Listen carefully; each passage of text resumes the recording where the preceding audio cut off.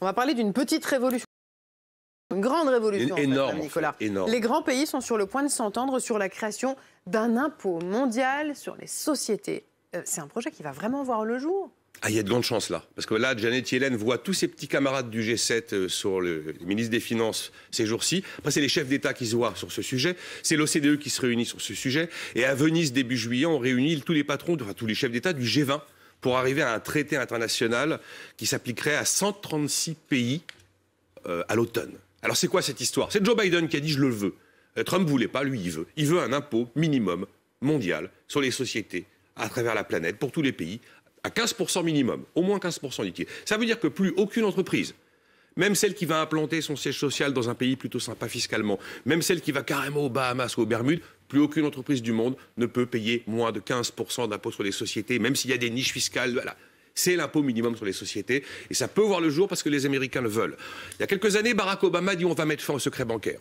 Il n'y a que lui qui pouvait y arriver. Il fait une loi au Congrès et ça a marché en moins de 6 mois. Il a dit aux banques du monde entier, si vous avez des ressortissants américains dans vos comptes, que vous nous les cachez, qu'on s'en rend compte, vous n'avez plus l'accès au sol américain et plus l'accès au dollar.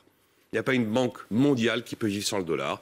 Et on a enterré le secret bancaire. Mais Nicolas, est-ce que ça peut plomber les multinationales? Non, 15%, vous n'allez pas plomber les multinationales. Dans plein de pays, on va rester à des taux de 20, 22, 23%. Mais c'est vraiment révolutionnaire. C'est la première fois qu'on peut imaginer un consensus mondial, ce qui était absolument impensable sur cette question de fiscalité. En Europe, on n'y est pas arrivé, hein. Avec les Américains au sommet du dispositif, ça pourrait voir le jour. Et c'est vrai qu'on a une fiscalité complètement obsolète. La fiscalité, notre système, il est antédiluvien.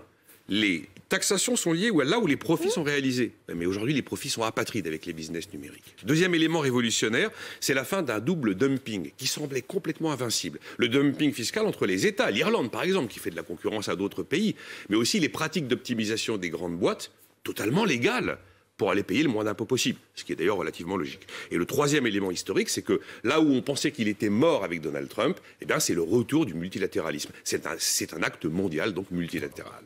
Bon, en 15%, c'est pas énorme. C'est pas énorme, oui, mais vous avez des boîtes, par exemple, en Irlande, qui payent 12,5, mais qui, en fait, avaient des accords particuliers avec les autorités irlandaises qui faisaient qu'elles n'étaient pas à 12,5. Vous aviez aussi celles qui avaient un taux d'impôt sur les sociétés réel beaucoup plus bas que ce qui était affiché, au jeu des niches fiscales et des différentes ristournes. Et puis vous avez même Joe Biden lui-même qui disait on a identifié au moins 50 entreprises sur les 500 les plus riches aux États-Unis qui n'ont pas payé un centime d'impôt depuis 3 ans. Donc c'est peut-être pas énorme, mais en tout cas c'est révolutionnaire. Et puis d'ailleurs à l'arrivée on sera peut-être pas sur 15%, mais 16 ou peut-être 17%.